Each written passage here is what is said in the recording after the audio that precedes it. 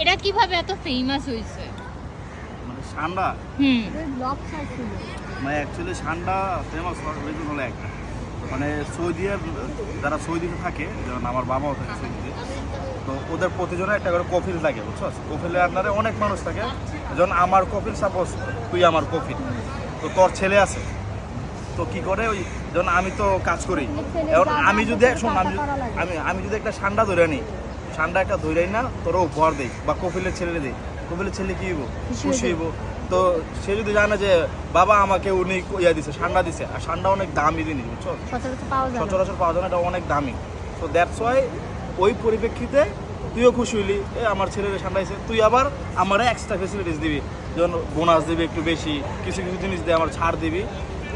ওই খাস মনে কর ওইখান থেকে আসছে ঠান্ডা থেকে ঠান্ডা কফিলের ঠান্ডা, তারপরে বাংলাদেশে আসছে, তারপর পুরা সব জায়গায় ঠান্ডার তেল, ঠান্ডার দুধ, ঠান্ডার গোস্ত সব জায়গায় চলে গেছে, ঠিক আছে?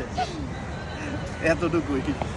তো ভাইরালটা কেমনে হইলো? এটাই তো ভাইরাল হয়েছে, এটাই হয়েছে কপিলের এর কারণে হয়েছে, মানে কপিলের ঠান্ডা, মানে কপিলের ছেলের ঠান্ডা, সরি মানে কপিলের ছেলে পছন্দ করে ঠান্ডাকে, ঠিক আছে? That's it.